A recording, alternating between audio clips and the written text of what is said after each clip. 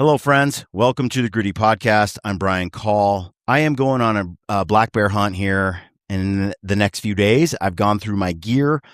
I've got it kind of dialed in for the season. I'm going to go through it as quickly as I can. Otherwise, I'll be here forever because there's a lot of gear to go through. And it's nice gear. It basically, what I'm carrying into the backcountry is kind of elite, high level, expensive. I'm not here to tell you what budget items to get. I'm here to tell you what I am going to take. So you could still leverage this show. You don't have to get the same gear I have. This will just give you a foundation of what to put in your pack. You can get a less expensive version, get whatever you want. Don't forget, I'm 51 years old. Almost 52. I've been on this earth a little bit. I've been collecting gear my whole life. This is the thing I love to do. I remember back in my early 20s, I would wait in lines at garage sales, at the REI garage sales, and purchase used gears and old rental equipment. I get stuff off Camofire. Anything I could get at an auction or eBay, Craigslist, I got it. I know that life. This podcast isn't about that life. Okay. This podcast is going to go over some nice gear, what I think is pretty much top shelf that you might want to collect over the years to fill your pack the same way. But you can certainly do this same, you could certainly backpack on a budget. You can get budget stuff. I remember buying a $20 Walmart tent. Not kidding. It was $20 and hunting all elk season for 2 weeks in the pouring snow. Just a backpack I borrowed from my dad. Like, you can do it on whatever budget you want. What we're going to do today, though, is go over the top end, why I think it's top end, and hopefully help you dial in your own kit so you can have a lighter pack that helps you be more successful in the backcountry. So let's start with boots. Everybody has their favorite boot. I don't really recommend a boot because I think you need to find what you like. For me, I like the crispy Laponia. I like that lighter weight type of boot that still has a lot of support, but is a lightweight boot, flexible. So the crispy Laponia, this is one pair. And then here is another pair, same boot essentially. And then another boot that I really like that I've been wearing for a minute is this Schnee's Torre. And the Schnee's boot is, you can tell, it's very similar to the Laponia. It's taken a lot of the same design features. I think it's a little more durable than the Laponia. It's also a touch stiffer. They're both excellent. I need to spend a lot more time in this boot. I'll tell you, the Crispy was a little more comfortable right out of the box, but it also falls apart a little sooner. However, I've worn these for like 3 seasons. Some guys can run through boots quick. My boots tend to last, and I put hundreds and hundreds of miles on them. But those are my favorite boots. The Schnee's Torre, the Crispy Laponia. I recommend you get your boots probably a half size or a full size bigger. When you're hiking and backpacking, your feet swell up. And the tight boot is just a torture. There's no way to escape it. A loose boot, you can always tighten up a little bit. But also to deal with a loose boot, this is what I do. I run the sheep feet orthotic. This is old school. This is an old one. Nowadays, you can take your iPhone and you can use the image, the software that scans your face. That phone gets your exact features. Well, they figured out how to take that, scan your foot with it, your camera on your phone, and it will do an exact 3D replica of the exact shape of your foot, better than the old school putty that you would push your foot in for a mold. This is even better and more accurate. And you just go to Sheep Feet, use the code GRITTY, you'll get a deal. You get your insole, you buy it, and then they email you and say, okay, this is how you scan it. You scan it with your phone, send it back, and then they get these printed up and sent to your house right away. No hassle with trying to push your foot into some mold that they ship you. And it's a custom orthotic. That orthotic on a looser boot, or any boot really, but on a looser boot, it cups my foot, my arch, my toes, my heel, everything kind of gets cupped in there just right, supported just right. And you put that into a boot and your foot just doesn't really slide around in the boot. It doesn't slide forward and smash your toes. On a side hill, your foot doesn't roll into the side of the boot and smash. It just sort of gives you a lot more stability, especially side hilling, edging a hill, which we do a lot of, or going straight downhill. So the orthotics I can't recommend enough. use the code GRITTY over there. I literally do not hunt without a pair of sheep feet orthotics in my boots. They're nearly more important to me than the boot itself. But you take a great boot, combine it with the orthotic, and it's a win-win. You can't lose. I highly recommend the sheep feet orthotic. I just can't talk about it enough. I've never met someone who got that orthotic and then was like, I shouldn't have done that. That was a waste of money. Never happened. Anyone I've ever spoken to has loved that orthotic. One word on that. I don't like the thicker version. I like the thin. There's like a foam bed. Get the thinner foam bed, not the thicker. Also wear a thinner sock, and I'll go over that in a minute. But before I do, I want to talk about what I do to condition my boots. This is bear fat.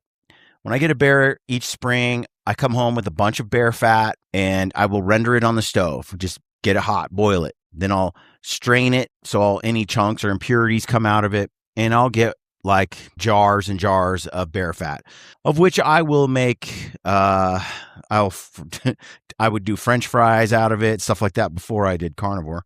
But my wife will use it for baking. It makes extremely good pie crust. But more than anything, I use it on my rifles, on the barrels and such, and I use them on my boots. I use this stuff on my boots. So you can see right here, here is a crispy boot that has just been cleaned up with a wash rag. This is a crispy boot right here that has been cleaned up and covered in bear fat. And you can kind of see the difference here.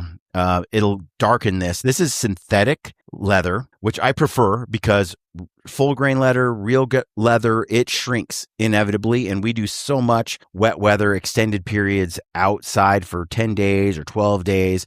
Inside a teepee, outside a teepee, inside a teepee, and you got this wood stove going each night, and it just wreaks havoc on leather. That hot, cold, that wet. So I prefer synthetic. I think the synthetic leathers are excellent overall. And like I said, I will coat even the synthetic.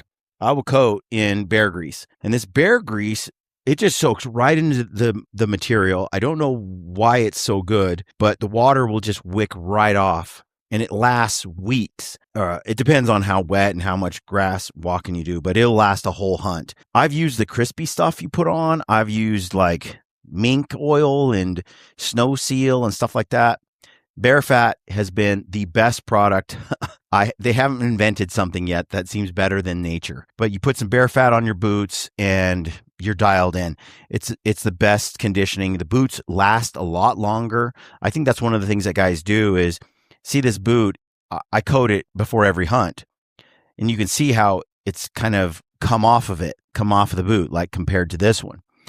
And you can see, like, if you don't keep it moistened and conditioned, that this stuff can crack, dry, rip, tear a lot more easily than if you don't get it coated with some sort of like bear fat. So that's my little tip. Get yourself some bear fat and then put that on your rifle too, the barrel and so on.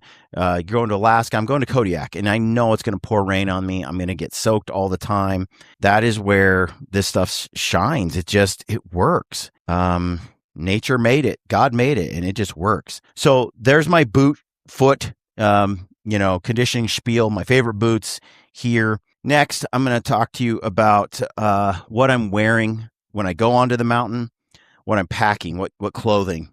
So I keep my clothing typically away from not inside my pack.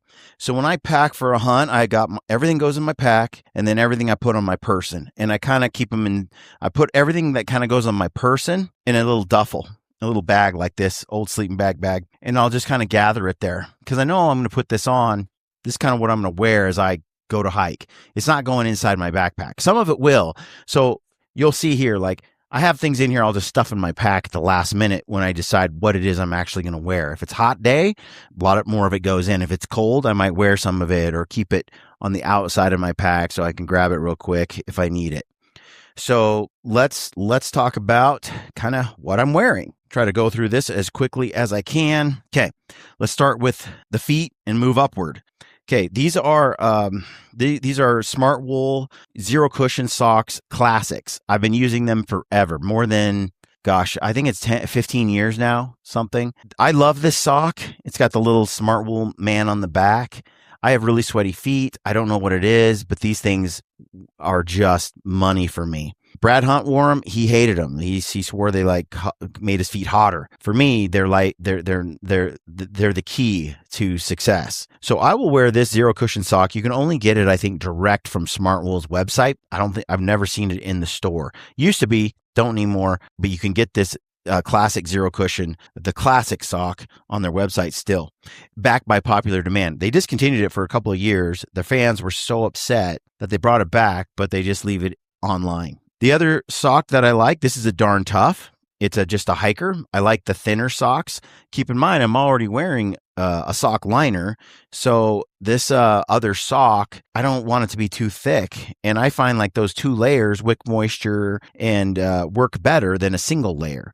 So my foot will just get soaking wet. And especially if I see a bear or a deer or an elk or something, adrenaline, and I get a gush of sweat, because I sweat when I get adrenaline, right through my feet and hands. These socks just fill up with water, and they wick that moisture through this wool, and then this sock kind of absorbs what's left. It gets the moisture off your skin and off your foot going through these layers where it can air out and dry out a little bit more.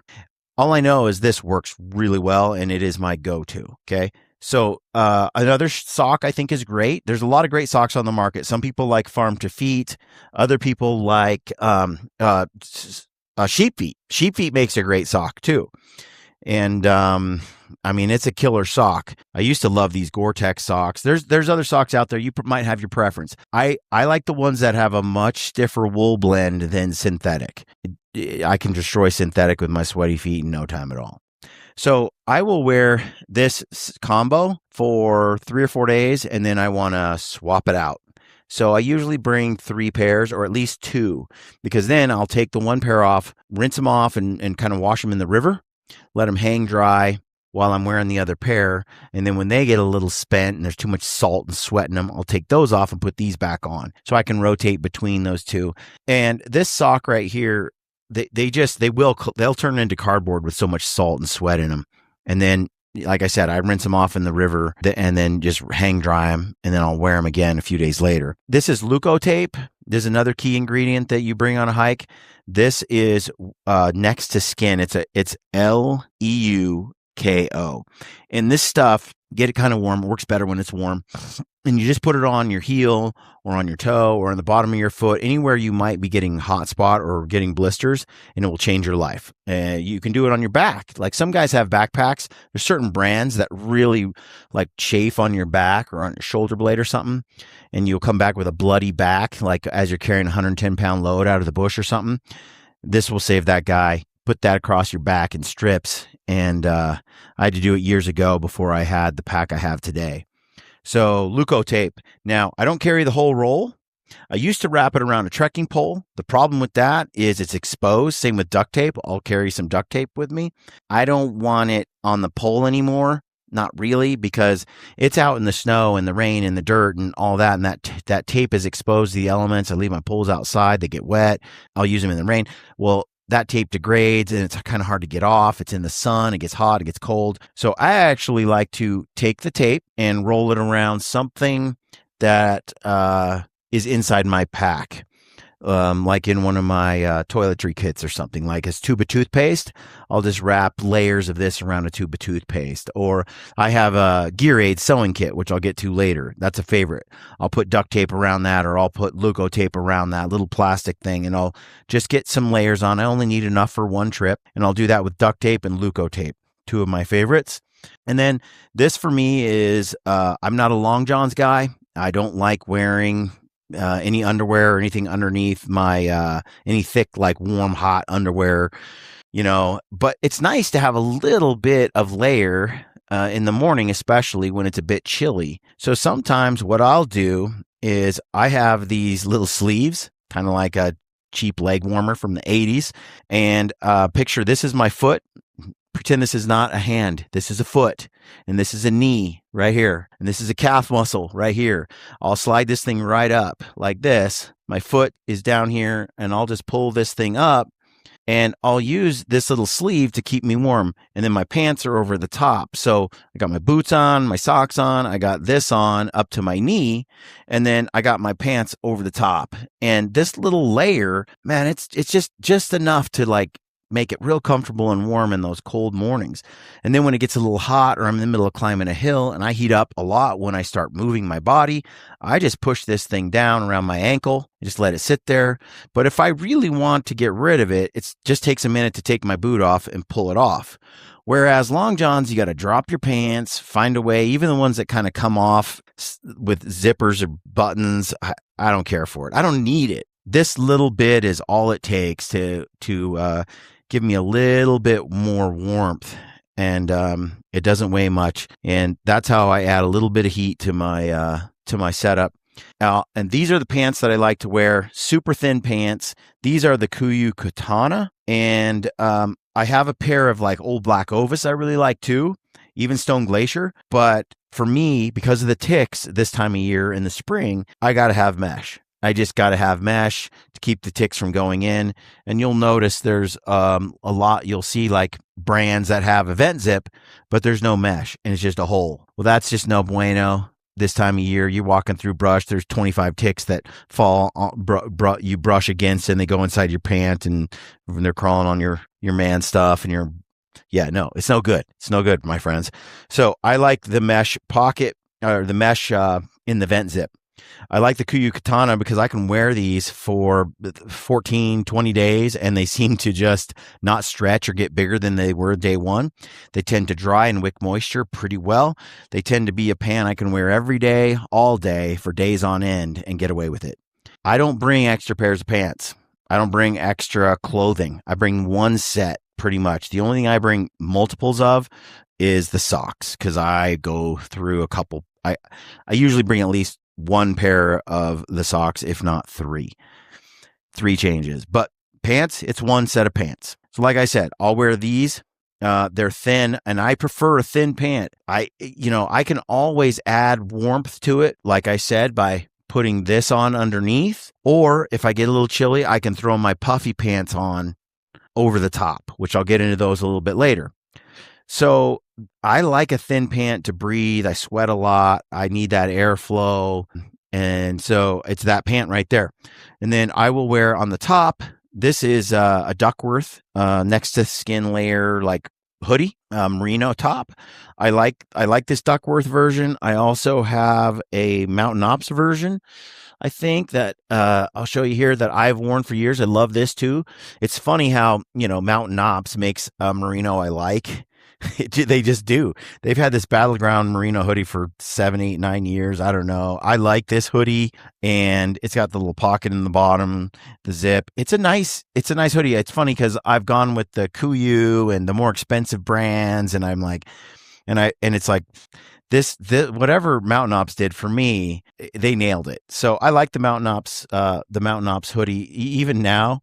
But I got to say this Duckworth one is a little lighter weight. It's a better weight. This one's either too heavy or too thin often. Same with Black Ovis version I was wearing last year. This Duckworth version seems to be really nice. So like that, Duckworth is a great company as well. So I'll wear that as my top, my kind of my system there. And then I love vests, and this vest ain't much for weight. And vests are nice. This is a Kuyu Kenai vest. I really like this vest. I may or may not bring it though, because it's springtime. I might just choose that I just want the Kenai jacket. And the reason I like the Kenai stuff is because it's very lightweight, but it's warm through a wide temperature range. So it can be very cold outside or it can be a little bit hot outside. And this will hold you over. It insulates and breathes really well. The best garment that's similar to this that I liken it to is actually the Duckworth powder hoodie. So here is the Duckworth powder hoodie, which I've worn for years. I love this too. This piece is similar where if it's hot, you can still keep it on. If it's cold, you keep it on. It's got this wide temperature range and it's an active piece. So you can move around in it and it'll breathe and let the heat escape. But as you aren't moving, it still keeps you warm. The thing about these two is this is a little bit heavier than the Kuyu system. The Kenai is lighter weight than wool, okay? It'll dry faster too when it gets wet. However, if I'm going to the Northwest, if I'm going to hunt like Kodiak Island or something like that, and it's super wet, and I just kind of know you're going to get wet. You're going to get wet and maybe stay wet for a day or two. I'm bringing wool. It just, even though it's wet, it's still warm. That's how wool works. God made it. It just works. Synthetic like this, when this stuff gets wet, it's kind of useless. It's not as warm, anywhere near as warm as the powder is.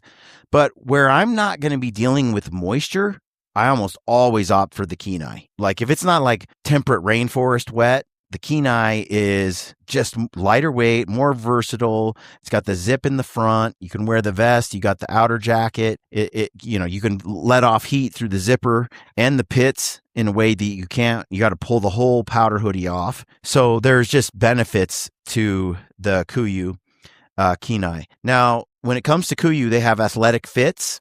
And for me, I have found that the vest is fine, like a large vest. That's what I've got. When it comes to pants, it's athletic. And I have a robust set of legs and booty. So the pants are a little tricky. They seem to be a little tight, or they're too baggy. Like they're on the edge. But I find once I wear them a day or two, they're just kind of fit just right when they're fresh out of the wash. So I go with true to size with the vest and the pants. But when it comes to the jacket that you put on the outside, I know Kuiu tries to compensate for layering and so forth, and they really do. However, I've had multiple Kenai jackets at this point, and I've had the large and I've had the extra large. They shrink. If you go to Kodiak and you get soaking wet all day and you come back to a cabin and you throw your gear into a dryer because you're trying to dry it by the next day, you do things like that, your stuff's going to shrink. It's under a lot of hot, cold, soaking wet. Then it's going through hot dryers, and the clothing can't handle that much hammering and without some shrinkage. So what I find is the large ends up feeling like a medium after a week or two of that type of hunting. And I just got tired of it. It could just be my robust shoulders. I don't know. But I have gone to the XL when it comes to the Kenai. This is a newer one, and it's going to shrink because I know it does from over time. It's a little bigger than I care for, but I know it's going to end up shrinking into the size I need it to be. I've given away my other large Kenai to my cousin Ben, and my other one to another buddy that are smaller than me in stature, because they end up shrinking and my sleeves feel like a little kid. So normally, I'd stay true to size, but the vest, even if it shrinks, it doesn't matter because my arms poke out the holes. And so it doesn't really it's not a deal breaker. But the shoulders on the jackets, I raise my arms, move my arms forward, and it just shrinks right up. And I can't move it. It's no longer large. It becomes a medium. And I can't live with that.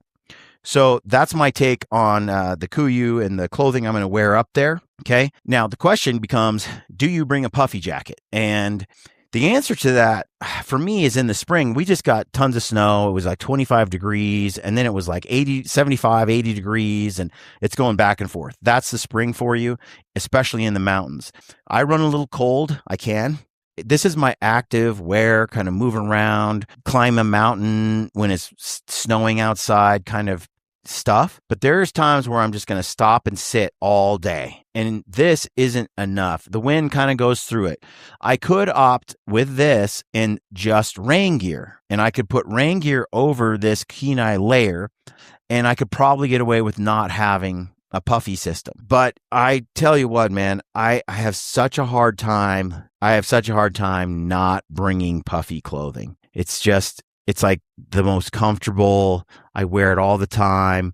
It's the fastest thing to lock in warmth. So I will climb a hill for 2 hours. I'll get to the top. I'll be soaking wet. I love when I'm that wet and stuff. I like to grab a puffy jacket. I don't want to put the Kenai on. The wind goes right through it. It's not the same thing. It's a different jacket for a different thing. I like to take the puffy and just put it on over my clothing here. I'll often leave it a little bit unzipped, or I'll open the vents kind of on the side of a jacket, and I'll put that puffy on, and my clothes are really wet underneath. But you get a little heat and a little wind blockage, but let it breathe a little bit, and that clothing will dry out as you're sitting there on top of the mountain. And then by the time it's time for me to hike again or go around a spot, I'll take the puffy off, and that goes for the bottoms too, the top and bottoms.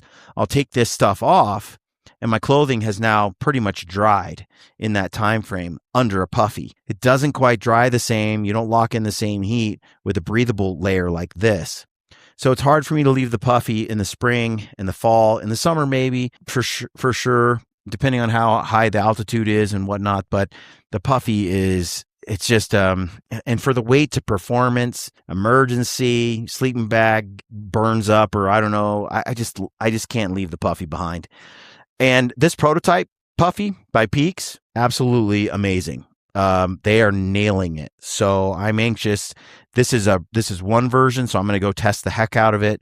And there's a pant that goes with it. I've been hammering it as well. There's some cool features that they've thought of, like usual with Peaks. And so I'm excited to see how it performs. So that's something I'm looking forward to. But I am going to bring the puffy jacket, and I am going to bring the pants. They're both made by Peaks, and we're going to see how they shake out. The springtime, you don't necessarily have to have a puffy. And I've been on hunts where my puffy might stay inside in my bag for a few days, not come out for 5 days of the hunt. But then on that day 6, man, it comes out. And again, the weight to performance, the weight to the benefit, it's hard to justify leaving it behind, and you can't really justify leaving the kenai layer because this isn't meant to hike in. You just can't. It's too warm. So they all kind of complement each other. It is a system. One thing you could do, and I said this earlier, you could ditch the puffy in favor of rain gear. You could block the wind with this, and this would be enough of an insulation layer. So long as the temperatures don't just drop to 20 for some reason for 2 days, you'd be fine. But again, I don't want to do it. I'm going to bring both. Now, the one thing that I do hate to bring, and I have ditched a few times, is rain gear. I hate rain gear. A lot of times my rain gear can just sit in my pack for days and never even get used. So it's not my favorite. It's sort of this necessary evil. And rain gear fails on you or stops working for you after a while. It seems inevitable. Last year, I used the King's XPG or something like that, King's Camo rain gear. It did well. Prior to that, I used Sitka, a bunch of Sitka. I'm looking for the lightweight stuff. This, I think, is the Kuiu Northwood or something. I don't know if it says on here what it is. North Ridge, Kuiu North Ridge. It's a DWR.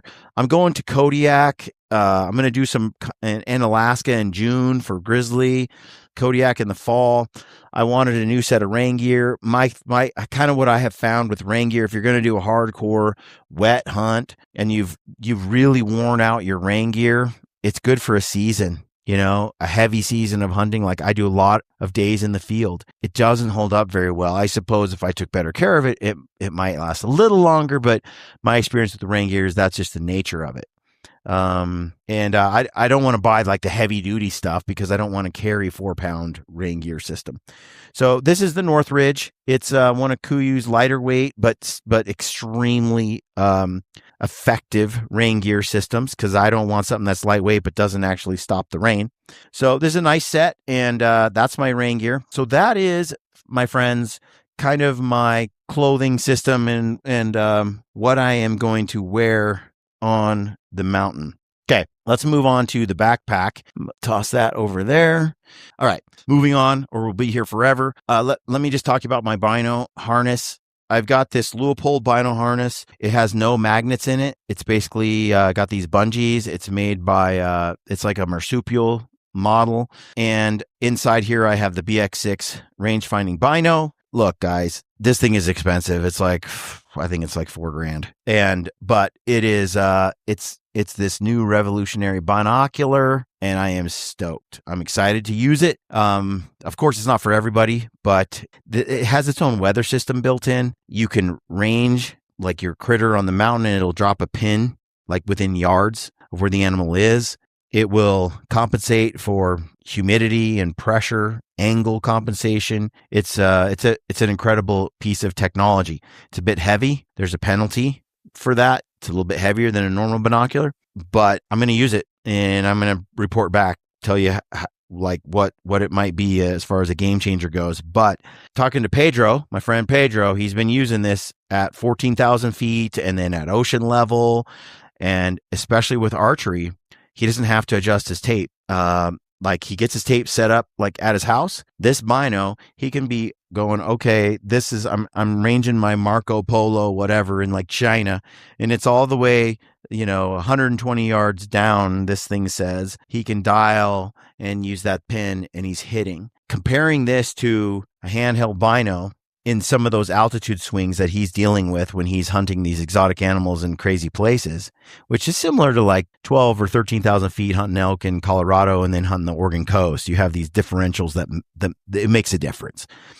And man, it compensates. It also does the cuts accurately where that didn't used to be the case. You'd range and anything kind of in this pocket, the rangefinder is going to give you inside those angles accurate number, but if it's this far, if it's beyond that and further away, it's wrong. He's like, Brian, I am finding ranges 10 to 14 yards different from my handhold rangefinder to what the optic is telling me. That's ridiculous. That's crazy. So I'm pretty stoked to hear that, and I'm anxious to try it out. But yeah, crazy, cool optic. We'll see how it goes, and I'll report back to you on that. Okay, we're going to talk about the backpack, what's in it. Here we go. This is my initial ascent backpack. I've talked about this many times. Best pack for carrying heavy loads. I like the 8K because the 8,000 cubic inch pack allows me. There's a lot of times where I'm packing in a lot of food, which I'm doing on this hunt. The food is heavy. It's not heavy. What I meant to say is it's bulky. Food is bulky, not necessarily heavy. So it takes up space, but it's not that heavy. Same thing with a raft. It's like 5 pounds, but it can be kind of bulky. So, man, I just like all the cubic inches you get out of the backpack. I've gone over the design and how brilliant it is in the past, so I'm not going to do that here. But initial ascent, 8K, it's the go-to. They're crushing it. This design, the way it carries, man, it's a stellar pack.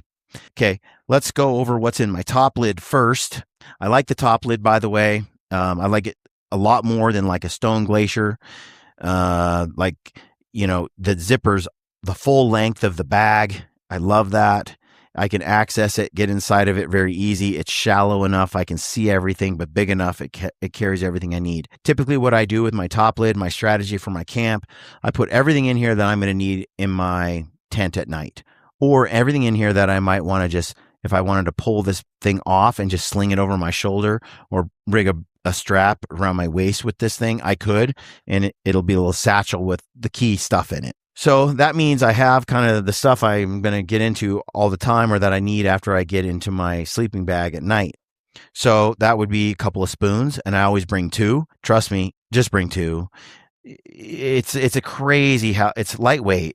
And when you lose a spoon, it's the worst. It's the absolute worst. And you don't even have to lose it. Like, you just lose it for 20 minutes at night when you're trying to go to bed and you're like, I just had my spoon. Where did it go?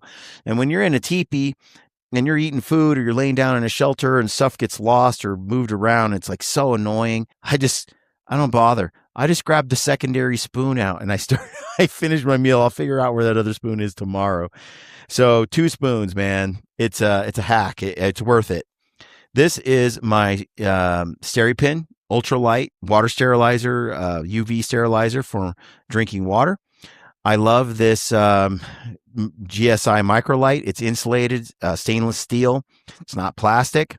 It's just a touch heavier than the plastic bottle, but not by much. I like this Camelback lid because I can just unscrew the cap. It's got a little magnet here, and I can drink right out of it as I'm walking or whatever. I can drive in the car with it and drink. And it's not a big open mouth lid. Like the lid it comes with is like this. So I've kind of combined the Camelback with the GSI. I don't think this lid works with the newer bottles, but I think they were going to come out with their own. GSI was. But I hunted last year on 2 trips without this bottle. I just bought a plastic one. I'm just not going to do that. I just totally regretted it. The water was warm, or I couldn't put hot liquids in it, and they didn't stay hot or cold for very long. And I don't know what it is, but cold water or hot water is just refreshing. And that lukewarm, middle of the day water is so unappetizing. And there aren't many guilty pleasures when you're up there on the mountain than a hot drink or a cold one. And, yeah, it's not worth it. Those extra few ounces carrying plastic, it ain't worth it. Plus, it's not good for you. It's a stainless steel. And I will also use this to roll out my calves. And you can't really do that with the plastic. So I'll take this and I will literally throw it onto my glassing pad. I'll show you here in a sec. I'll take the pad that my sit pad, glassing pad, whatever you want to call it. You take this pad, put it on the ground, and I will put this thing on there, and I will roll my calf muscles and my quads and stuff using this bottle. It's got a few dents in it from that. And yeah, it's you can't really do that with a soft plastic one. So all the reasons why I love this bottle. SteriPen, you stick it in, go around and around and around, and it's a blue light, and it kills where it actually sterilizes all the stuff that's in there. The only thing that I've been using this pen, the SteriPen, for about 12 years, and I've never had Giardia or been sick from beaver fever or cryptosporidia or any of that kind of stuff. This thing just works. It just works. Now, people say, like, well, what about big chunks and stuff? I don't put big chunks in my bottle. And if I am scooping water from a kind of nasty spot, often what I'll do is I'll just put a mesh, like I'll have a hat, or I'll have a piece of clothing. Maybe I'll take my merino top and I'll just put it across, and it'll filter the water as it goes in, and I'll strain it basically with a piece of cloth, and then I'll sterilize it. But that has only happened when I'm hunting desert country where there's elk and cows pissing in the water trough. That really never happens. This thing kills. I've drunk out of some terrible water sources and not gotten sick. So the UV sterilizer, it's lightweight, nothing, it's rechargeable. And I'm telling you, it just works. I know for some of you are just skeptical, but it just works better, I think, than filters do. Filters are not as effective as you think they are. Sometimes if they freeze overnight, they just break. You think they're working. They're not doing anything for you. And they don't do viruses at the same level as UV does. The viruses are quite small. So, like I said, UV sterilizer, it's money. Been using it for years. You can't even read this one. It is so worn. Sometimes you get a UV sterilizer, the SteriPen, and they do not. They're funky. They're finicky. They don't work well. I think they've got some quality control issues at times, but it is worth getting a few until you get one that you really like and works. Because when they work, they work. And I've had this one forever. I like these Filson gloves. I like loose fitting, super loose fitting wool gloves, tight ones, fingerless tight gloves that are more synthetic fibers than it is wool. They do not work. They cut off circulation. They restrict flow. My fingers still get cold. They're like giving the illusion of having a warm thing on your hand, but yet my hand, I swear, feels colder with it on. So these Filson ones are money. Just know that. I got a Peaks Merino beanie. I've got a Kuiu neck gaiter. Now, this is always in my pack, but I may not bring it. I don't really need it on this hunt. It's not like it's wintertime or whatever. Probably just toss it off to the side there. I don't need it for this trip. I've got a Peaks headlamp. This is the Duo. This is green, rechargeable. Battery lasts forever, super high beam. There's some knockoffs that look like this. They do not perform like this. So stays cool. Lasts a long time. I mean, I can go a week. I can go a full hunt without having to charge it, depending on what we're doing. But where this really came, the need for this and the real drive for it came from was times where we were doing night hikes, and a lot of night hikes. I seem to inevitably do quite a few on every hunt we go on. Kill an animal at last light. Well, you got to pack it out sometimes through grizzly country, which I'll be doing this year. I don't like having a dead animal on my back and I can only see 8 feet because my beam is so weak. I want a light that goes way out there, powerful, and runs 8 hours. It'll run all night. Not like for 45 minutes on high beam and then it dies and goes to middle beam and low beam.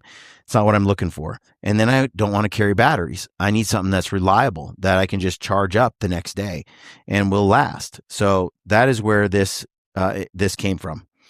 And then I have these Havalon, I'll have like any kind of Havalon replaceable blade knife. I always bring a few for skinning and an extra foot for like my bipod or tripod, or because those things seem to fall off. I carry a little extra there. So that is kind of what I have in this bag here. Throw this back in. And next I have water bladder. This is a Hydra Pack Seeker 4-liter. I bring 3 of these. 3 is just about right for backcountry hunting, in case you need to carry three bladders up to the top of a mountain combined with your water bladder, your water bottle. You get up to the top and you can stay for a day or two. You just need enough water if you're going to make that pull and you're going to spend the night up there, that you can stay up there a day or two without having to drop. And if you only have 1 or 2 bladders, that's not enough. You need 3 and a water bottle. So that's my opinion. This is an air pump. This is a hotly debated item. Do I bring it? Do I not? I am bringing a pack raft. I'm bringing the Caribou. It's a 5-pound raft. The paddle is 1 pound. It's an Aqua Whiskey paddle. And I have a life jacket, the Mustang, and it is 1 pound. So all told, I am 5-pound raft, 1 pound, 1 pound. That's 7 pounds for the kit. So it's a 7-pound setup. And I'm going to be crossing some rivers. Maybe on one hunt, I might be floating 10 miles down a river. So the air pump is nice rather than doing like the manual blow, which you can, but dude, I can plug this on and just my alpaca raft is inflated right away. And especially if we're like running and gunning, shooting down, crossing a river, trying to get a moose on the other side, this just is so nice. And then every night I just like, when I need to blow up my air pad, stick it on, blows up my air pad. It's just so nice. So it'll suck the air out of your air pad too. It has a reverse mode, so you can like really get your air pad to be more compact. I mean, I just like it. And then it's so good for wood stoves. And we have 3 or 4 days of anticipated heavy rain and junky weather. It's so nice to have this, because you get your flame going a little bit and you just turn this thing on and it's like a blowtorch, and you can have the wood fire going inside your stove in a hot second. But even if you're not burning a wood stove, you're just outside and you're building a fire and you're going to sit there and just chill for a while next to a fire. Like, we make big fires, by the way. While we're glassing, we might put a big old fire up and just sit there next to it. This right here will help you just start a fire so quick. So it's hard for me to leave behind. It's a little knickknack. It's a selfish indulgence. It does add a little bit of ounces, but for me, I just kind of like it. It ends up in my pack all the time. I have a Garmin InReach. I have some baby wipes and toiletries. I have always have a head net in here. It's just a head net for mosquitoes and stuff, like Alaskan style. And I have cables for electric. And then I have S-Bit for fire starter. And I have trioxane tablets. This is S-Bit. You can get it at Amazon. I like it. It's a great fire starter choice. My lighters, I have 3 different styles. This one is plasma, electric, and I can recharge it. It's electric. I can charge it up with my solar panel and battery pack and anytime. And I have a butane one, Zippo, and it's super lightweight. And I have a really tiny like Bic lighter that's just gas, liquid gas. So I like multiple, and then I'll bring some matches, some like, stormproof matches. So that's kind of what I have right here in this top lid. And I usually carry like 1 bladder in there. The other 2 are in the other pack, in the main pack. So that right there is what I can carry in my lid. I got my toothbrush and toiletries and bathroom stuff there too. Everything I need for cooking. Then I have my glassing pad. Get this at Peaks. I won't go anywhere without it. It's just your butt gets cold or uncomfortable. It's the insulation value that I care the most about, but it's nice to have a pad too. But the more I use it, the more I've had it, the more it's just life, and it doesn't weigh that much, and it just helps with the comfort of the hunt drastically. Let's look at this. This is an Essie knife. I don't remember what it's called. It's just a little small knife. I like this knife a lot. It sharpens real easy. It's soft steel. That's what Essie kind of is known for. You can kind of just work it in the backcountry. It's a great little knife, and it's so thick. The steel is so thick right here and stubby. I can stick it right in between a joint on a animal, and I can just pry it open, and it's like a pry bar. And I like that because a lot of knives, you'll break them. They're just not built for that. And this knife is like that. Tough knife. Doesn't hold an edge well, but you don't have to because it sharpens right away, instantly. Not much penalty. It's tiny, lightweight. I carry it on my hip here. The other knife I'm carrying right now that I'm excited about is this knife. And this is a knife that's made by Pedro Ampuero. He has his own knife company, and he has started it, and I'm excited for him.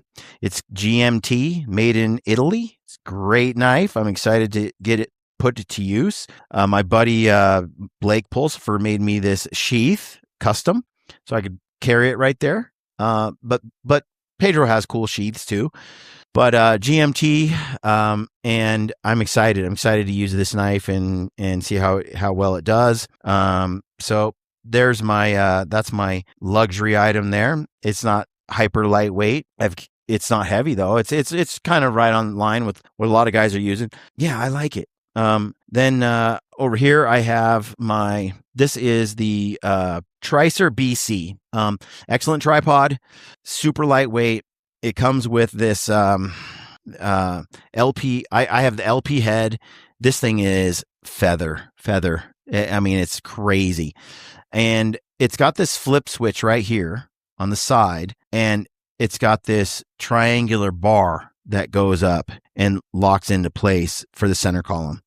And what that does is it allows the legs to fold in compact. And in contrast, here's the old version of the same exact tripod. And you can see it's much more compact than the original, because the original has this center column that's round as well. And you got to turn this, twist it, and then it slides up, and you twist the tube shut. Oh man, I so love this thing. Plop it down. It's more compact. Flip the lever, slide it up where you want, lock it down, move it around, and you're good to go. So it's man, for backcountry, for all the things that we are doing. Oh, dude, it's hard to beat this Tricer BC. Use the code GRITTY over there and you will save. And but it's great. It's killer. So that's what I'm bringing. It's super lightweight, doesn't weigh much. Then because I use a camera and I do like glassing, this is kind of a must-have. This is the 360 pan head. Oops. And it'll mount to any tripod that you have, pretty much Arca Swiss. And I'm telling you, man, you can mount your thing there and you just turn this little dial and your optic will just pan around. So I can get my big, heavy camera lens on there, point it at what I want, and I can just pan it to the left like this, just with the turn of a dial, and it just moves so smooth. And when you're glassing, oh, it's so nice. You're not because a lot of times these lightweight heads, they're not that smooth. That's the cost of having it be lightweight. And so it's like jerky. Well, now I get to have the tiny head that's lightweight, and then I can just get this smooth pan with this 360 pan head. So I'm loving this thing. Can't recommend it enough.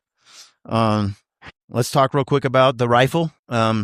This is the Capra by Weatherby, and this is the Peaks rifle cover. And I love this thing. This Capra with everything right here is 6 pounds. That's with the scope and everything. It's insane. This one's a little heavier. This is the 6.5 MDT. That's a Capra. That's a 25 millimeter. This is the or 25 caliber. This is the 6.5 RPM. This bipod is a must from Tricer. If you don't have it, It comes with multiple legs. The price is incredible. You can extend it out like this, but I can also remove these legs and put legs that'll get you in like 2 feet off the ground. I've never had an all-in-one bipod that does it all like this, locks in. It's phenomenal. It's such a good product for us hunters. If you don't have one, you have to get one. It is the bipod for everything you're doing. It's amazing. So use the code GRITTY over there and get yourself the bipod. I have the shorter legs on it right now because I'm hunting a super mountainous area. But if I was hunting tall brush or Alaska, when I go to Alaska for grizzly in June, I'm going to run that other one that just can go super long, but it can also go really to the ground, and it's impressive. So rifle cover, bipod, that's there for you. Okay, back to what's in the pack here. Let's open this thing up, and I will quickly run through this. Okay. This is the Jetboil Stash. This is, I think, 7 ounces. I believe I also have the Mini Mo, which is a lot more fun to use. It's higher performing, all that kind of stuff. But I'll tell you what, it's also like 12 ounces or something, or 13 ounces. It's twice the weight, 14 maybe. If I want to really save weight and carry my stove around with me all day, it's hard to beat this 7 ounce setup. I also have another stove around here somewhere. I have a couple, but the latest one that was put out by Summit, that's pretty killer too. SUMET, I think. See if it was right here a minute ago. Getting a little, but that thing is remarkable. And it'll heat up water so fast, and it's very efficient about sipping the fuel. And I think it comes in around 11 ounces, so closer to that hyper lightweight category. But it's hard to beat the Jetboil Stash. I used it for 2 weeks last year. It's fairly efficient with the gas, and it weighs, like I said, everything all in is like 7 ounces. That's a pretty light cook system. So, right here, these are WildTech ultralight packable waders, and these are absolutely game changing. They're made by WildTech. They're brand new. I got hooked up with these guys at the Western Hunt Expo, and I am telling you, man, these things can change lives. So I've always used the Chota Hippies. They discontinued those waders. They're also very heavy, and you need to shed their neoprene booties, and you got to take your pants off, dude. Not your pants. Well, sometimes you got to take your boots off. This right here is what we've all been waiting for. If you're a backpacker and you got to cross a stream and you got to get out there, this right here has the potential to change your life. So this little thing right here is let's say I have my boots on. I'm just hiking. I got 6 stream crossings over the course of 4 miles. You just get to that stream. You take this right here. It's got a little bottom here. You just put your foot right in, and there is a hook and latch system down here. So you just wrap this thing around like that, and it connects. And then this right here, and you just walk across the stream just like that.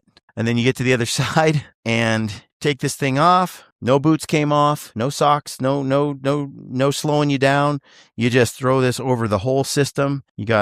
You're not supposed to hike in these super far, but for crossing a river, they look like they are super durable. Your boot can you can wear these the right way, cross a ton of streams with them.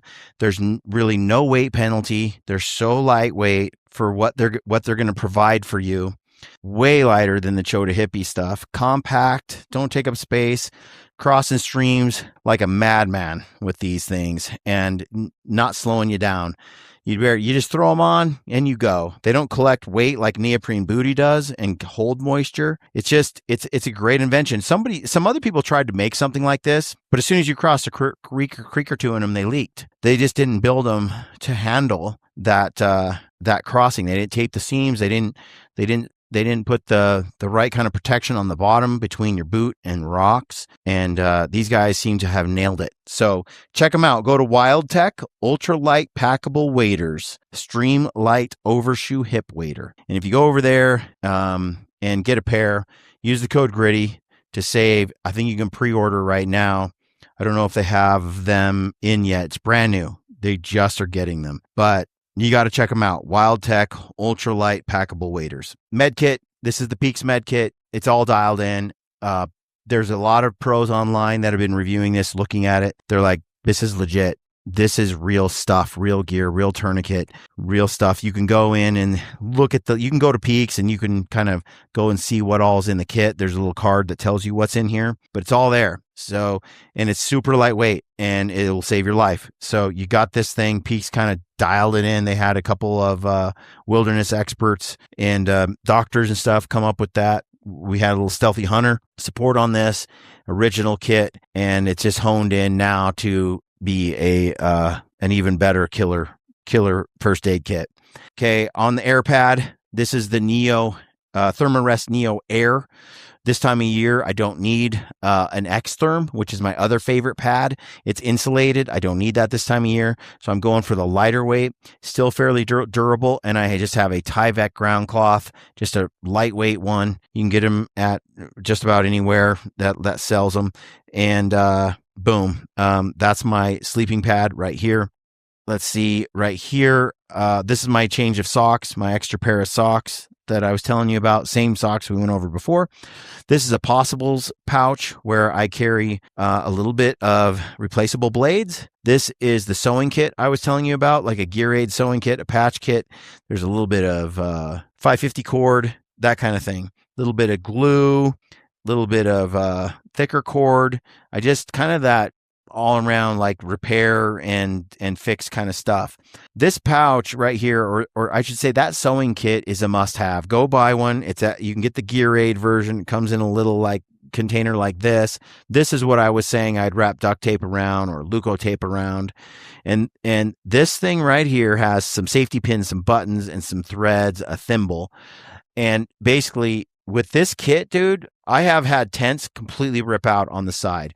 I've had pants where I'm going over a log right near my crotch, catch some kind of stub or stick coming off that log and rip a hole from like the back of my knee all the way to the top of my butt in my pants.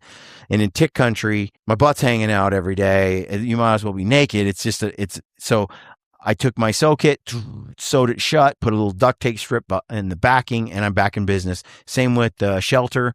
We've had some tear. We've had zippers break on the shelters. We're able to sew the door shut and just use the opposite door.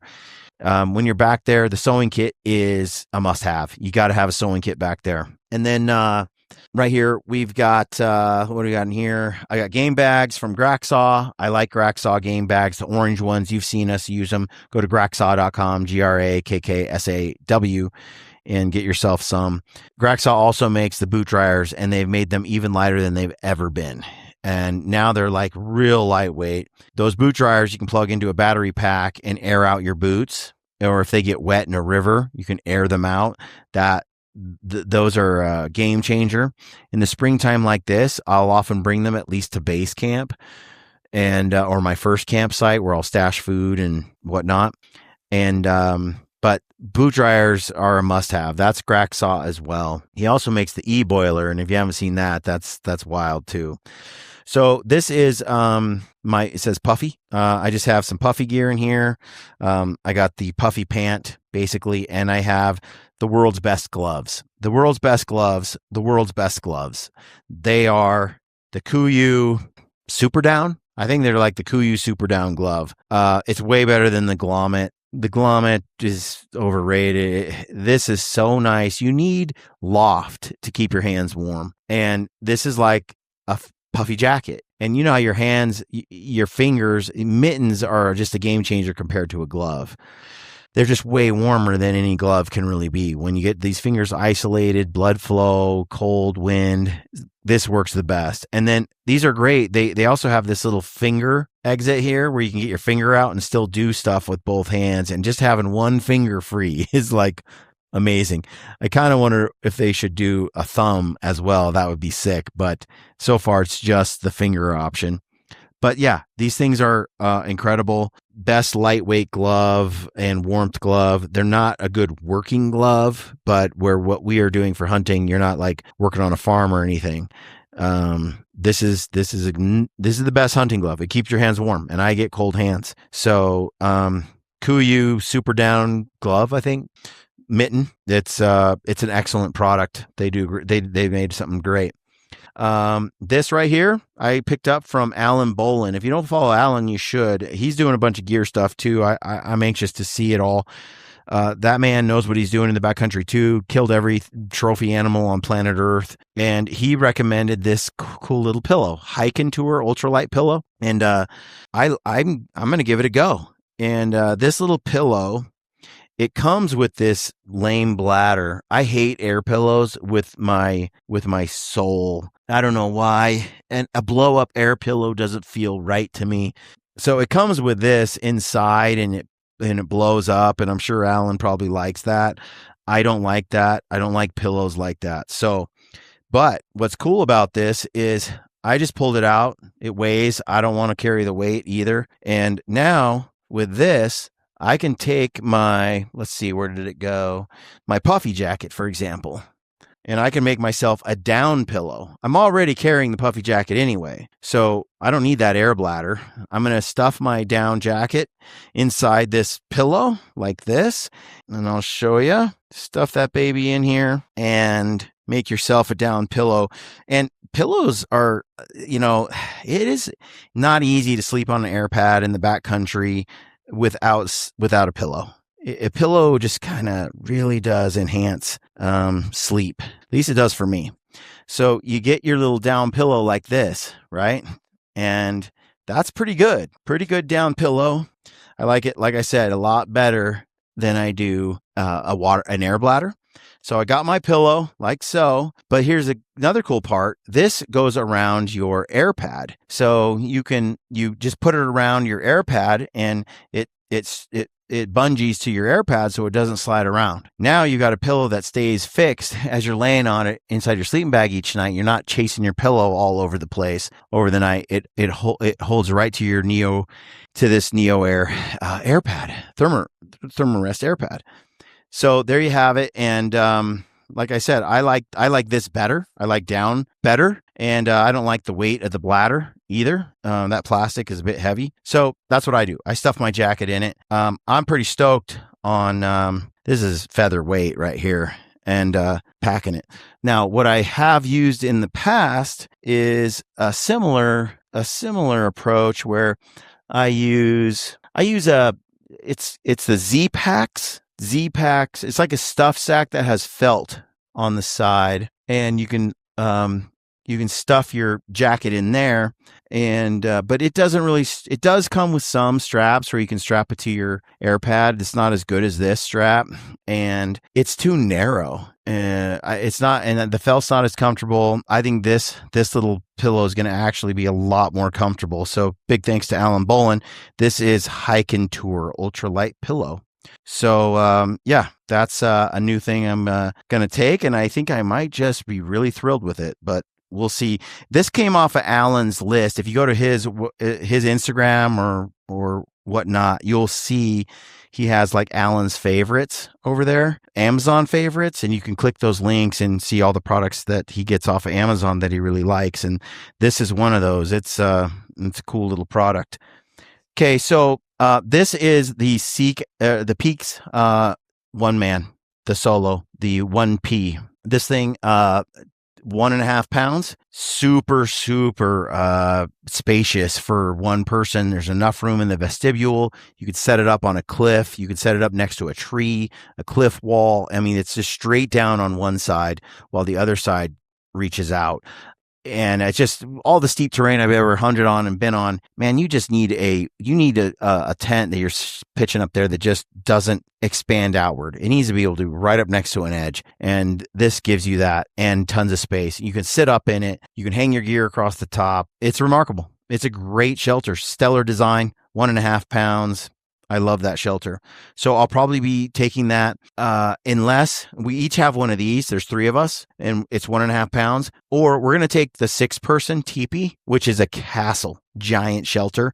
And it also works out to be 1.5 pounds a person when we split it 3 ways. So it's hard to decide. Do you all want to share one giant, huge tent? Or do you all want your own personal 1-person tent? The weight is the same. Footprint is obviously harder to find a spot big enough for a 6-person, but where we're headed, there's lots of spots to put it. There really is. So that's not as difficult or as critical of an issue as it is on some hunts. Some hunts you'll see we take a pickaxe because it is like straight down, and you literally almost anywhere you camp, you have to scrape out some sort of ledge or work out a deer bed. There's just not a flat spot to be found. That's not where I'm hunting right now. In the next couple of weeks, I'm hunting in flatter, more benchy spots, so we can generally find a spot, not bringing a pickaxe. I try never to bring a pickaxe if I can avoid it, but sometimes it turns out you got to. Next, right here, this is super cool. This is called the Vessel, Vessel, I think. It's a prototype. This is my friend Luke Duesenberry, and I'm telling you, this is legit. So you guys have seen me talk about the different solar panels that we have tried and used, and there's quite a few. For example, here is the Rhino Tough, which they discontinued. I think this is 17 or 18 ounces. There's the Solar Jack right now that's similar in weight. It's a little heavier, actually, for a 3-panel, like 21 watt to 24 watt. And I used the Cruxley, which was an utter disappointment because it didn't actually last. I mean, it quit grabbing power like the first time I ever took it out. So this is the Cruxley, and it's a ripoff. It pisses me off. Thing's brand new, but it does not grab a charge. The Speed Goat 25 is like, okay, cool. And I packed it once and it just quit working. And I don't know, the same thing happened to my other 2 buddies. And so it hasn't proven reliable enough. Like it looks like what happens, and I'm not a solar panel, I'm not an engineer, I'm not that guy, but it looks like just this very kind of behavior breaks up the cells and they don't work. I don't know, but this is $250 and it never did work very well. So that's a real letdown.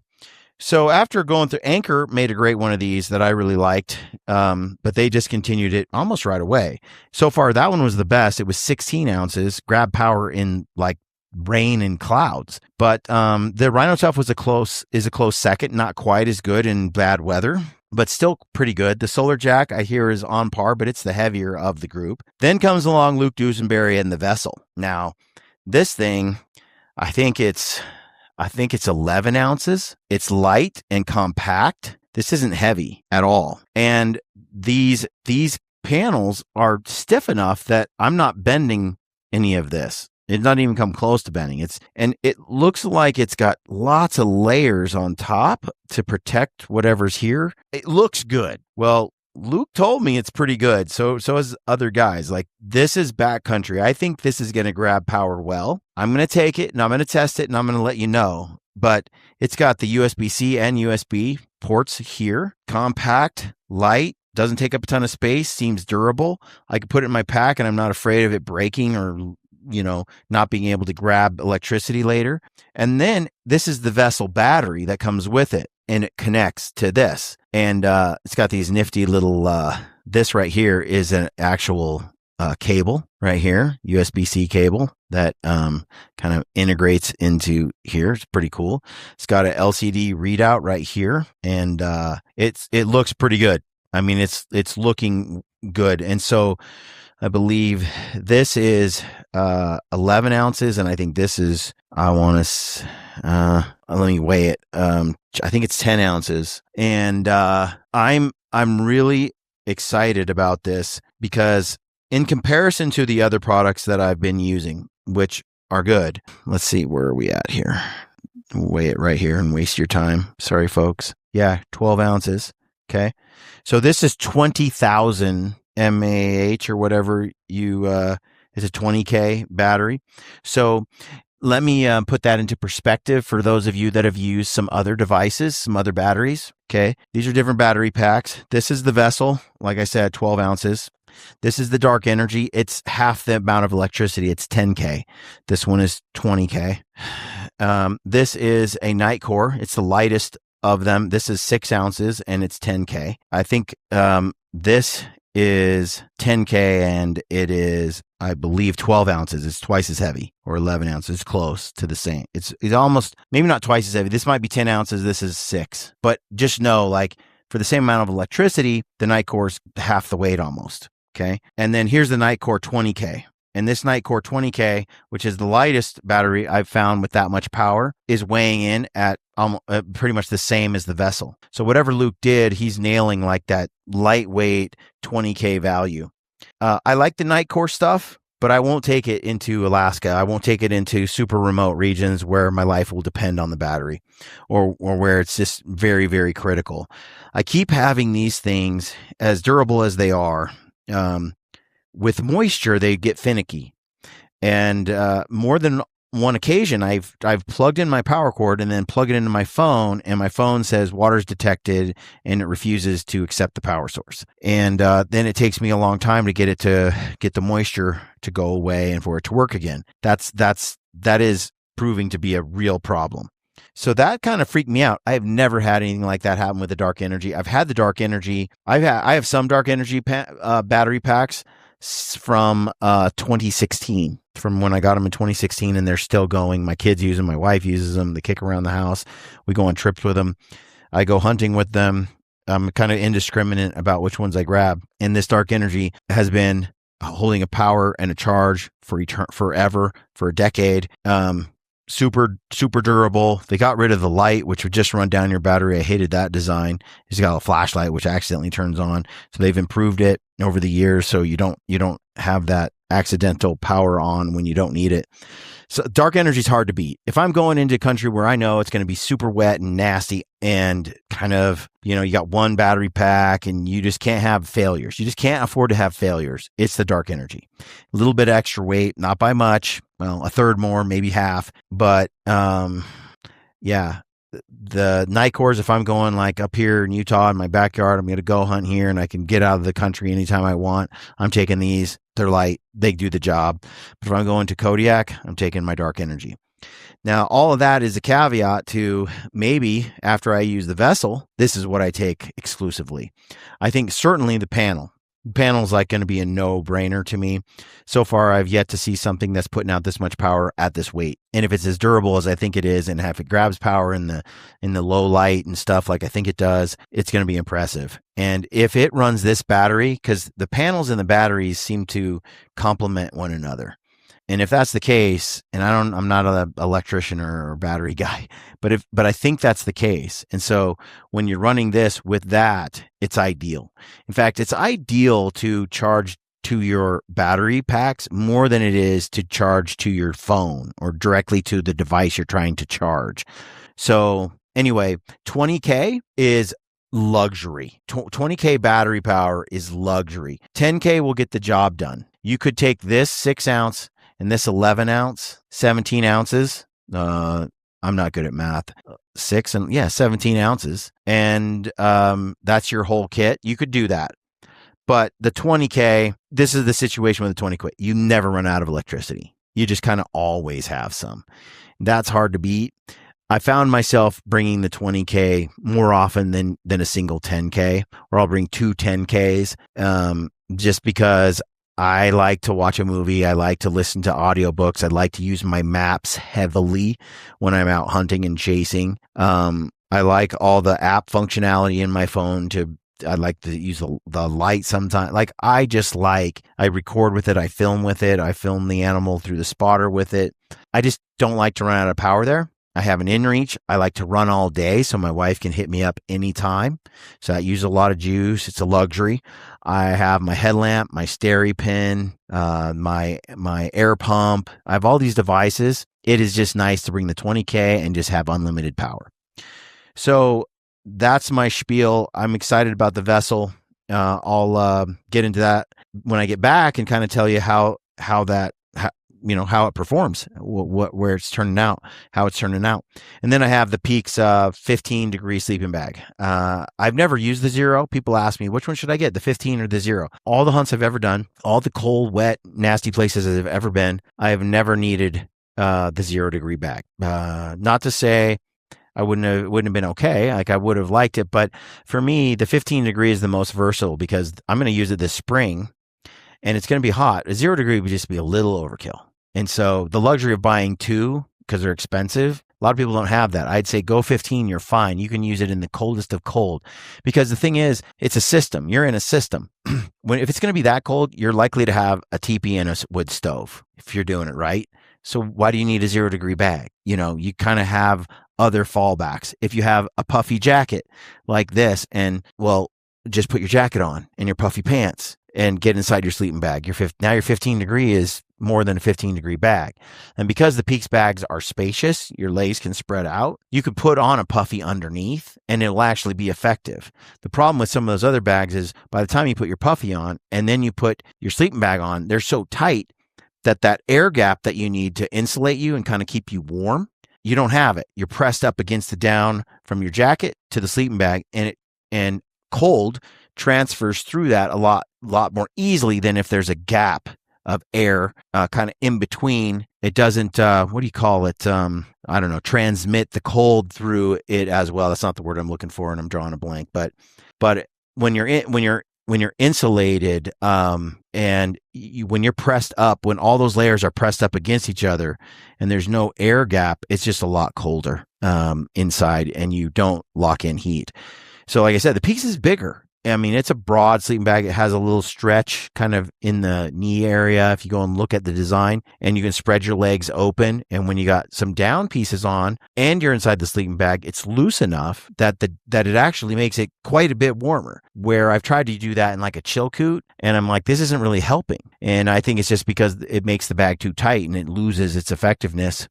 So that's where I'm at there. So that's all my gear. Okay. I think that covers everything. I think that's all of it. So what I'm going to do now is I'm going to load it all into my pack, and I'm going to tell you how much it weighs all told. And that'll be interesting. So hang on while I pack everything up. All right, we're back. I have loaded everything into the pack. This is everything you saw me take out of the pack. It's in here now. We're going to see what it weighs. The only thing that's not really in here is my clothes I'm going to wear and my bino harness. But my pack, full pack weight right here, see what it weighs. The only thing I'm going to add to this pack really is food, a little bit of food, which I haven't got loaded in here yet. So let's see what it weighs, and then I'll tell you kind of where my food is sitting at, and then you can see where I'm at for a 10-day hunt with the gear that I have selected. All right. It says it's 32.5 pounds. Okay. So the main pack, 32.5 pounds. It's got everything in it. Then, like I said, I got a bino harness and some clothing and food. It's just missing food. So let's talk about that. Let's talk about the food and where I'm coming in at. And I'm going to try to hammer through this pretty quick because this has gone on way too long. So let's talk about food first. Food is pretty simple for me. I've been doing the carnivore diet for a while, and my food is right here. I have in this each day, this is freeze-dried steak. I have a Harvest Right freeze dryer. I make all my own meals. This right here is steak, New York strip, thinly cut like shabu shabu style, and then lightly grilled in butter and sauteed in a pan, salt, and then I just dice it up into little pieces. And then freeze dry it. This is 5 ounces when it's frozen. 5.5. This thing weighs 5.5 ounces. That is a 16-ounce steak, but freeze dried. Okay, so that's 1 pound of steak right here that I'm having. And this right here is eggs. I have 6 eggs in this. Some of my meals have 4, some have 6, some have 5. They got a little bacon, little sausage mixed in, but it's basically a scramble. I love cheese. Can I say? So I have 4 Tillamook cheese snacks in every pack, in every meal bag. And this is the real kicker right here. This is featherweight right here, and it's my homemade coffee ice cream. So it's basically consists of basically two egg whites, or I'm not egg whites, two egg yolks, and a heavy cup of cream with a little bit of vanilla and salt and coffee flavor and so on. So this thing is about 12 or 1400 calories, and it weighs nothing. It's just dense, but weighs nothing. The eggs and the steak are similar. This right here so I'll have the eggs for breakfast, I'll have the steak, and then later I'll have the ice cream. Weighs nothing, like I said. It's incredible compared to what I used to need to bring, like 2.2 to 2.5 pounds of food a day. Just with my bars and the things I wanted to bring, my food would get up there to disappointingly to 2.3 or 2.4 pounds, and sometimes 2.5. And it would just be frustrating. Well, when you're doing the meals like this sort of carnivore style, your nutrition is super dense. Every day I thrive. I mean, an egg scramble, the way I like it, little cheese added in there, a pound of steak. This is New York strip. When I add a little hot water to this, I mean, it tastes like teriyaki steak sandwich filling or something. It's so good. And the ice cream is delicious. I just eat it, just little cubes right here. And so the only other thing I have is bison jerky. So it doesn't matter, grab yourself some jerky. There's lots of options out there, but this is the last thing I'm adding to my kit here is jerky, to my meal kit. I have been loving this bison jerky that I got. It's so good. BSN Bison King jerky. It's made out of whole bison steak strips. It is really good. You can get it at Black Flag. They have a little collaboration going on with Bison King. Use the code GRITTY and you'll save. But you can also go direct to Bison King and use the code GRITTY and you'll save. So this is 5 ounces of steak. Steak's not cheap no matter, or I should say jerky's not inexpensive no matter where you go. But this stuff is quality. It is so good. Crafted from whole steak strips of bison. It's just really good. There's no junk in it. Anyway, this is the sweet pepper. They have different flavors, but yeah, this is it. And this five servings, it's 5 ounces, of steak. I eat 3 to 5 ounces of jerky a day on my hunts, usually. So that's like, I'd basically usually I'll eat this and a couple sticks of cheese. Now, because I'm not going to be eating a full bag every day. Like some days I'll just get down to half a bag or something. On a 10-day hunt, I'll bring like 8 bags, and that's probably about right. So that is that's every day. I got eggs, ice cream, steak, bison jerky, and gourmet cheese. And that right there is 3,600 calories. 75% of the calories are from fat. 25% from meat, protein, little tiny bit of like in the cheese, a little carbohydrate here and there, but super dialed for the backcountry. I eat this for a month. It's what I eat at home, to be frank. I mean, that's what I eat at home. You're asking, how much does it weigh? And we will show you right now. It is exceptionally light. One thing about packing your own meals, the Mylar bags are nice because they're a little reusable, and I always bring a couple because if I'm going to pour hot water in there, I want Mylar. But I love to use these vacuum seal bags, and I'll use those vacuum seal bags with Meet Your Maker vacuum sealer, and I'll do my jerky even. But I'll dump that jerky in the Mylar before I add hot water to it. So I'll keep my egg bag, and it's just a little more compact than if you're eating like a peak refuel kind of meal. So with a full bag of jerky in here, and let's see, the cheeses and all of that, this will represent 1 day of food. And it's probably a little bit more. This is probably 3,800 to 4,000 calories. 3,600 is about right. And I need something to weigh it in. All right, 1.4 pounds. So that's where we're at. So let's do a little math there. I basically, on a 10-day backcountry hunt, I'll bring 10 of these, 1 for each day. And let's see, I also have an electrolyte set up but let's just do the food on its own. It's going to be 14 pounds, I believe, and plus the salt mixture I'm doing. So let me break down my electrolyte situation and get into that, because that's arguably the most important part for me. You need your calories and so on, and I'm nailing that, I think, right here with this blend.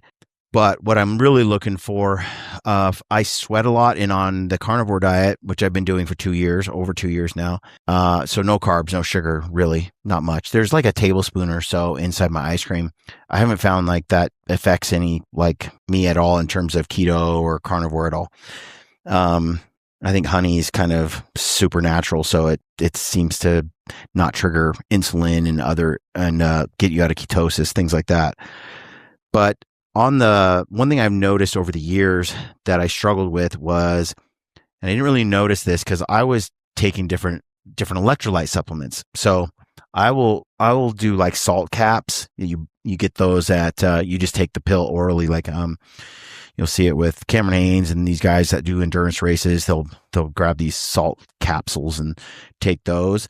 I would backpack with those often. I take Relight and Salt. These are two brands I really enjoy. I like the electrolyte. So you got, this is SALTT, Salt. I don't know how it's supposed to be salt, but I like this stuff. It's high in magnesium, higher than most of the electrolyte mixes. And this one is chocolate, Coco Loco chocolate electrolyte drink mix. It's a little chocolate drink. I try to drink one of those a day at a minimum, if not two. And then I try to have, this is a stick of Relight hydration, a little lower in magnesium, but got the salt and the potassium and stuff like that. So I'll have like one or two of these in a day. So something like that. And then I have a bunch in this bag. I have a bunch of my Black Flag electrolyte mixes just to get different flavors. This one is, cause all I got for like beverage or enjoyment other than like some ice cream, but for drinking, I just like a lot of different flavors of these electrolyte mixes. So there's like mango, there's pineapple. Black Flag has a couple other flavors. There's some spicy ones too, if you're into that. So I've got a bunch of these packets mixed in there too. And then I have Gritty Ricky. This is my sort of caffeine indulgence right here. The Revenge packets. These are just like energy drinks. And I live on these. I just do. I try to have one a day, and one in the like relatively kind of early-ish in the morning with some salt mixed in with it. I like to add a little of the Relight with like a half a package or a full package of that. And I try to stick to one a day because caffeine's a diuretic and I'm a caffeine junkie. So I try to have one of these. There's quite a bit of caffeine in a Revenge stick. But if I'm like motoring the mountains and I'm just there, I'm not there necessarily for nutrition in that moment. I'm looking for performance gains and feeling better and pushing harder. I might have 2 doses of caffeine in one day with that level of exertion, but I'll try to have that caffeine all said and done by like 2:00. I don't like to take caffeine after that. On the mountain, I'm usually so tired, it doesn't affect my sleep at all. But when I'm at home, it can, especially if I'm not working out, consistently and heavily. So I bring a couple of those. I just think the Gritty Ricky is freaking bomb. It tastes so good. And it's branded Gritty. So I got to rep the brand. So check that out. You can use the code Gritty over at Black Flag and check out their electrolytes and the energy drinks. They have different flavors. And I really like that. So that's sort of my intake. And I need at least 3, if not 4 sticks of these kind of standard profile electrolyte mixes. And you can see like on the package, like this is the zinc in here is 45% of your daily, your magnesium in this is 12%. And this Relight might be 12% and your salt might be 30%, the chocolate version. Well, one thing I recommend doing is plugging in some of these electrolyte mixes into AI. Pick any AI that you like to use, take a picture of the different labels, get your 5 or 6 favorite drinks, and boom, take a shot of it, upload it, and ask the tool, ask AI, am I getting the right blend of electrolytes for a male this age, hiking and exerting a lot of energy? And likely what you'll find out is the whole mix you're getting, it will have enough salt in it, but it does not have enough magnesium or potassium. Now, my setup has enough potassium, so I know if I'm kind of getting enough of this, I'm getting what I need. But it's a little chronically short on magnesium. And so for me, I need to take a half a teaspoon to a teaspoon of magnesium every day, preferably at night. You take magnesium at night so that the muscles, it's kind of a muscle relaxer and it lets them like relax. And I have found that that has been a real game changer for me. So if you take this right here, and this is just straight up magnesium, it's like bulk supply magnesium. I just take usually a half a teaspoon of this, and I'll mix it in my drink, maybe in the morning, and I'll do it again in the evening, and that'll get me a teaspoon of magnesium a day. And with the way I'm exerting, that'll top off all these different mixes I have. This whole bag is full of different drink mixes, and I have them separated by doses, so I know this is one day, and I try to get that day done. I put it in my top lid and shift it from here. And I bring these things along and I try to like make sure I get all those salts and electrolytes in me every day. And I top off at night, maybe a little in the afternoon with the magnesium. And that takes me all the way there. If you put that into your little profile, it'll go, hey, based on the supplements or the electrolyte mixes you're taking with you on your trip, your favorite flavors, the ones you like, whether it's Element, whether it's the Black Flag, well, it'll say, this is great, but you're missing this much per day to really be optimal. And it's really remarkable how accurate it is. And since I did that, now I have my electrolytes. I used to take too much salt or too many mixes of this and not enough of that. Now it's like dialed daily for probably what I need based on my activity level, with just like 0.25% more every day, just in case I'm pretty lacquered, hammered from a lot of sweat and exertion, which is bound to happen. And this is all of my electrolytes for the trip, the whole trip, which comes to about 1.5 pounds when I weighed it before. So my food basically is right around 15 pounds for 10 days, or 1.5 pounds for my electrolytes and my food combined, just about 15 pounds. Back in the day, it used to come in at 23 to 25 pounds. Like religiously. It was hard for me to get to 2 pounds a day, let alone, I never got below 2. It was always like 2.2 or 2.5. And I ended up hungry or not feeling well when I did get it on the low end. And I needed a lot of carbohydrate when I was not doing carnivore. But dude, with this thing I eat now and being, fully adapted, I wouldn't start carnivore on a backcountry hunt, but because I live like this year round, this setup is 10 days, all 10 days of electrolytes. It's actually 12. And then I got 10 of these meals. Like I said, though, food is bulky, but not heavy. Super light, but takes up a lot of space. Every day my pack's going to get lighter. So let's do the math on that. I think I said my pack was 32.5 pounds plus, right? 32.5 plus 14 pounds of food. And let's just say this is 2 pounds. That's over. Let's just aim high. So my pack for a 10-day hunt, all told, is 48.5 pounds. So that's better. That is so much better than it was in the past. Things have just gotten lighter and lighter all the time. So let's say 48 pounds. I still have a bino harness, which will ride on the chest, but it rides a little different, and it's a couple pounds. But you're talking 48 pounds, man, with 10 days of food. And every day I eat, I'm going to get closer and closer to that 32-pound base weight. That's killer. And I'm just really stoked on that.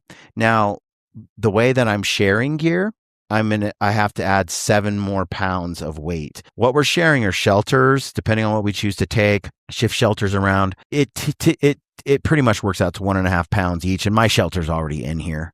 So it accounts for that 1.5 in that weight. But the other guys, what we're really going to be splitting, since shelter's kind of irrelevant, is camera and rifle and ammunition. Those are the things that we're going to share. I'm not going to share my stove. It's 7 ounces. I'm not going to leave it. I think it's 7 ounces with gas. I mean, it's just like no brainer, bringing it. We're going to share one tarp. We're going to share the ammunition, the rifle, and we're going to share the weight of the camera gear because there's there's some lenses and some this, and we're sharing the spotter. So we're going to bring like one good spotter, and then we're pretty much all going to have our own pair of binoculars. So all that stuff that's sort of a group gear, the spotter, the tarp, the rifle, ammunition, because this type of hunt we're on, it lends itself to sharing a rifle.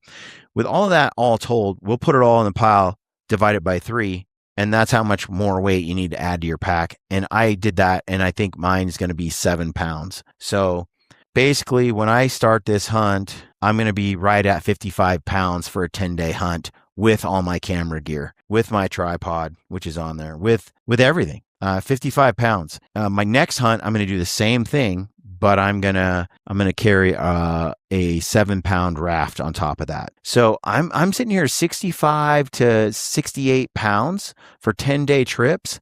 My food is much lighter than it used to be. I'm shaving nearly 10 pounds off of what my food used to weigh.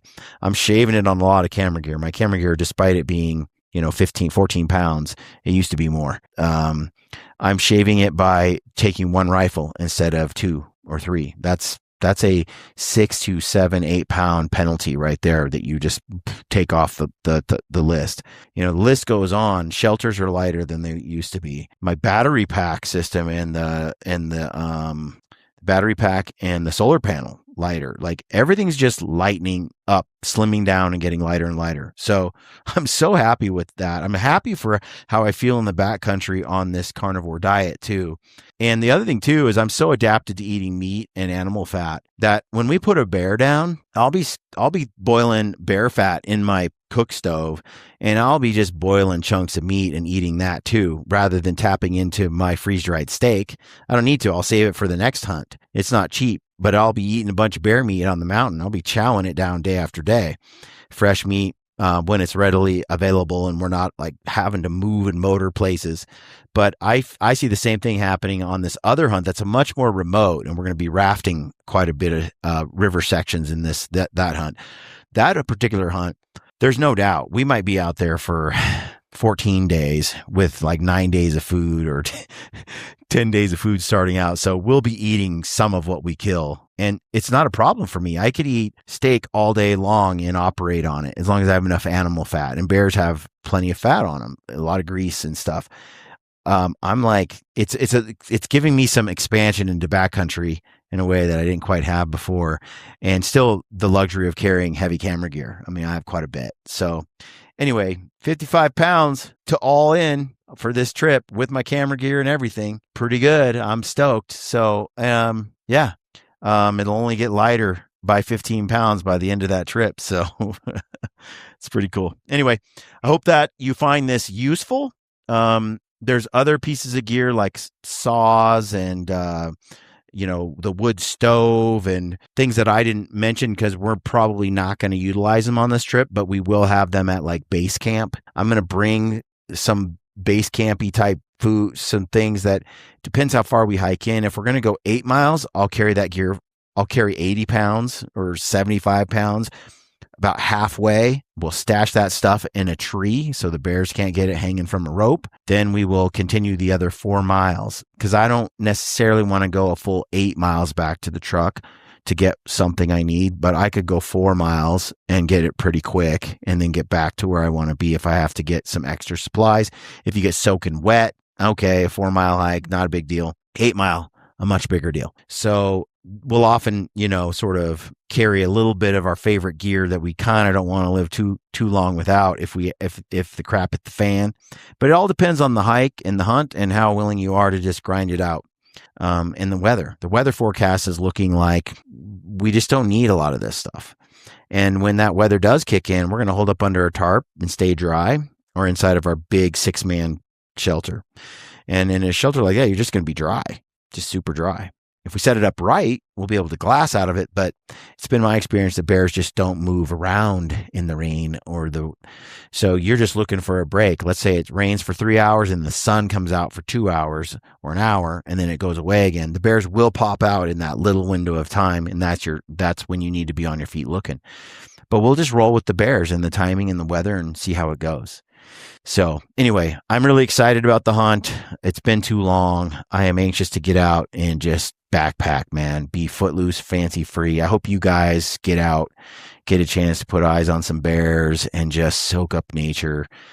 I've felt like I need a break. I just need to get outside and unplug and really focus on just being away. And I'm excited about that. So hope you guys found good information in this. Let me know in the comments section if you've got more questions, if you want me to talk about more stuff. My next trip is going to be a little more rafting. I can dive into a lot of the gear I didn't cover today, like the pack raft and my strategy there. But you can thrive out there nowadays, guys. You get good gear, know how to use it. I mean, you're as comfortable there as you are at home. It just makes the hunting so much more enjoyable and fun when you got some basic skills back there and some quality equipment. Help me out if you like what I do and you like my information. Go support the companies that work with me.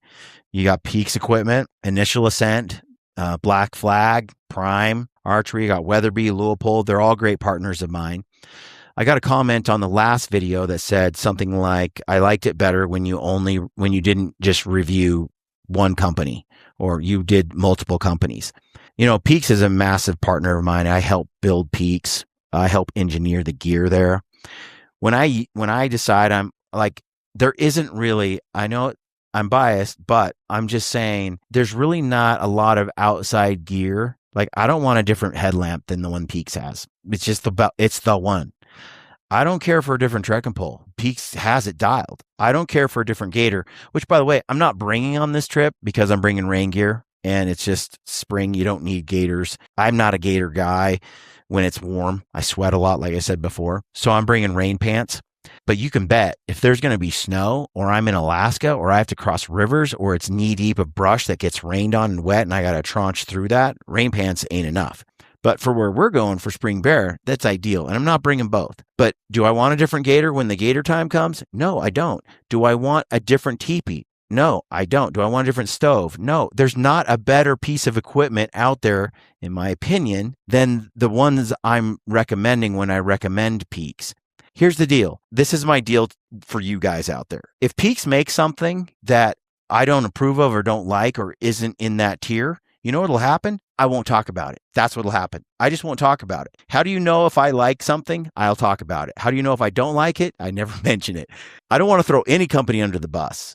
Generally, I try to I just don't bring up their stuff. There's a lot of stuff I liked at Mountain Ops. I used what I liked. I didn't talk about the rest. It's the same everywhere. I'm going to tell you what I like, and I'm not going to talk about the rest. So if I don't talk about it, I don't like it. And when it comes to other partners, right? Like I haven't found a better backpack. If there was a better backpack than Initial Ascent, I would feel obligated to talk about it.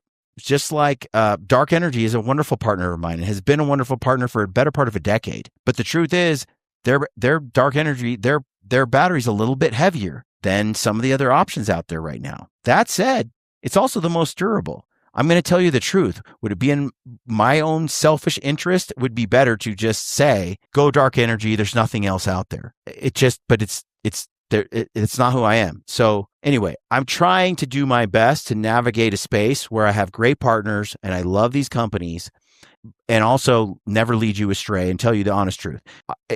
I'm bringing what I'm bringing because I want to, because it is my favorite stuff, not because I'm paid to. But there is an element of me having partnered up with a lot of these companies for sure. I don't get anything from Kuiu. I get paid quite well or have been paid quite well from Duckworth at times, but it didn't matter. I ran Duckworth for years and told everybody about their piece and I never was paid a dime. So I'm just going to run what I like. And if I can work out a partnership on the back end, that's great. If I can't, I'm probably going to run it anyway. For the most part, that's what I'm going to do. So, So I appreciate that the companies like me and support me that I'm working with. They're great. They're awesome companies. So that's my sort of ending spiel. I hope you find it useful. Yeah, that's it. I'm going to wrap this sucker up, put this on the internet, and I am going to go hunt bears. Hope you have a great spring. Thanks for all your support, and stay gritty.